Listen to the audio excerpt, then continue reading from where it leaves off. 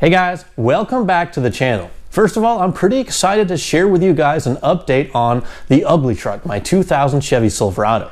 Now, if you're just tuning in or you're a new subscriber, first of all, welcome. But let me give you the quick backstory. Ugly Truck is something that I picked up with the intentions of building a low budget but fun sport truck. Something that you could drive every day and not invest a whole lot of money in, but make something that's fast, fun, and reliable. Now, I've gone through basically the whole drivetrain, replaced the transmission, rear-geared the rear axle, and I've got about 800 miles on the new setup, and it runs pretty darn good. However, it doesn't have enough horsepower. Now, under the hood right now, it has an LM7 5.3. Now, that's one of the first LS-style engines that they put in pickups starting in 1999. And the thing runs really smoothly, especially considering it has 326,000 miles on it. However, it does lack one thing: horsepower. Now, before you say anything, I know you can build a 5.3 to make a tremendous amount of power. One of my last trucks, actually, I had a 2010 that had a 5.3. I believe that was an LMG, a little bit different motor, but I put a turbo on it, and only at, let me think, I think it was 9 or 10 pounds of boost, it made 495 horsepower at the tires. That was a super fun truck, but that's not the route I'm going to take with this one. I want to start over with a completely new power plant. And one of the reasons why, well, I tried to do a burnout the other day, and needless to say, it was pretty disappointing. Okay, so I got to show you guys the real reason why I love 430s and the TrueTrac. Make sure no one's behind me. Obviously, for burnouts.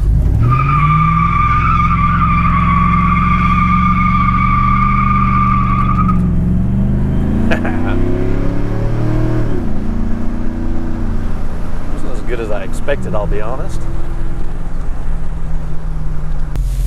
So the other day I was unable to get this thing to do a proper burnout where you just sit and spin your tires because we got no power. So we're going to do the next best things you can with 430s and a Detroit TrueTrac. Donuts.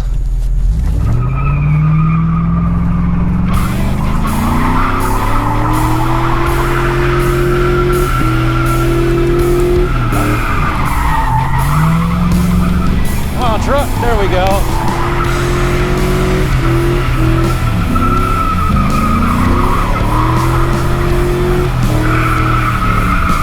Can't go over the edge.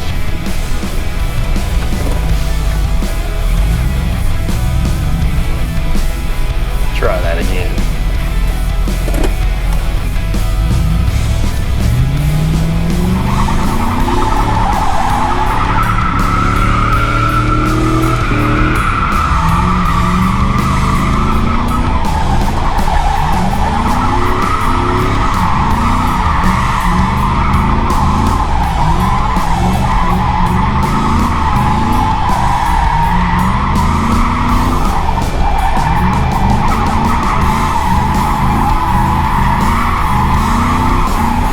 Getting dizzy.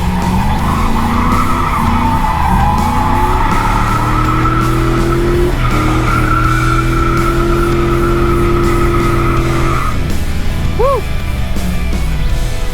Getting dizzy and motion sick. There we go. Come on.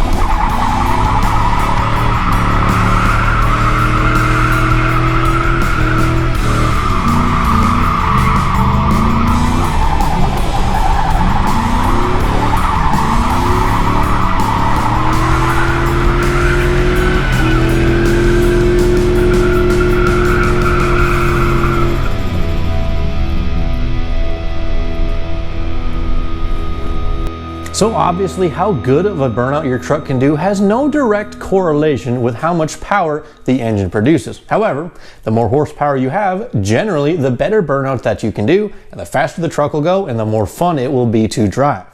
Now, I'm not going to spoil the surprise and tell you what engine I have picked out to swap into the Ugly Truck, but I will tell you one thing. I'm a diesel guy and I like lots of torque. So see if you can drop a comment down below and guess what engine is going into the Ugly Truck. Now, something completely different. Behind me is my 2020 GMC AT4 HD. It's got the L5P Duramax under the hood, the 10-speed automatic behind that, 342 gears, and this truck is a blast to drive.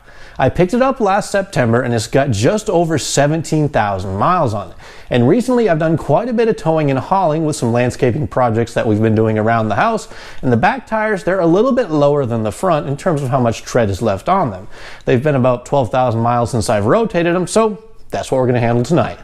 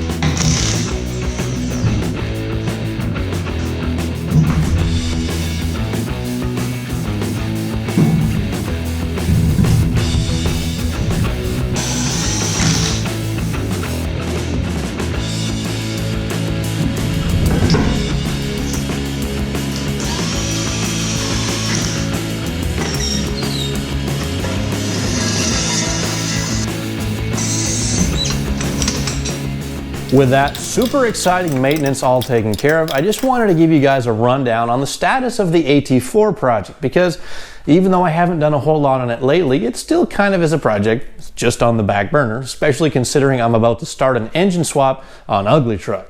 Now, after I first bought the AT4, the very first thing that I had to do was lower it down because, in my opinion, they just look wrong with how tall they are. So I added some John C. Garage drop shackles out back and decranked the torsion bars up front. In my opinion, it looks a whole lot better now, and it fits in my garage, which is a nice bonus.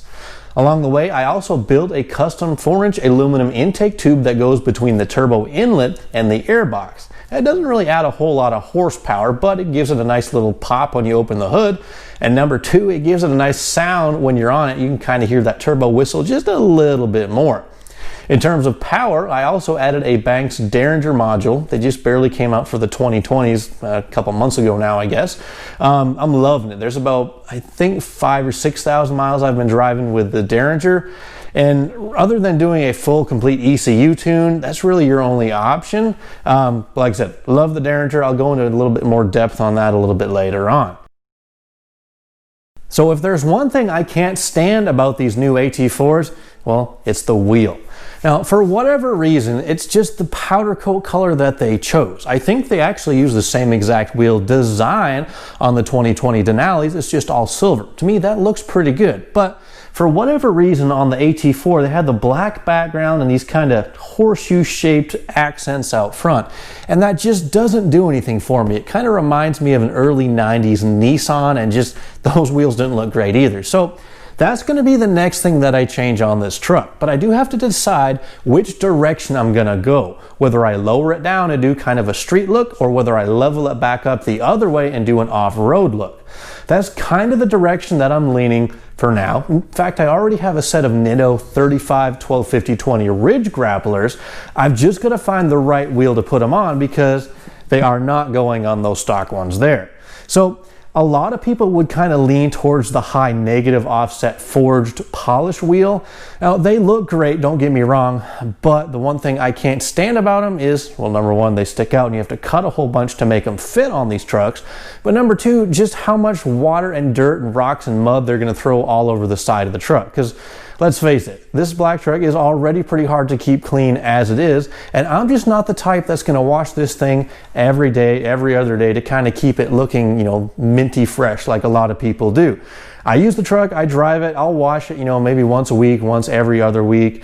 I just want to keep it as clean as possible, and it already is pretty hard with a stock wheel that sits up inside the fender. So if I go with a deep dish wheel, that's just going to be making this thing, well, it's going to trash the paint, in my opinion. But that's a project for another day. Now, I've got something coming pretty soon on the Ugly Truck, so just bear with me on that. The engine is going to be here hopefully within a week or so, and I can't wait to show you guys what I've picked out. But until then, I want to say thanks for watching, and if you haven't already, help me out and hit that subscribe button. But until next time, thanks for watching. I'm LT.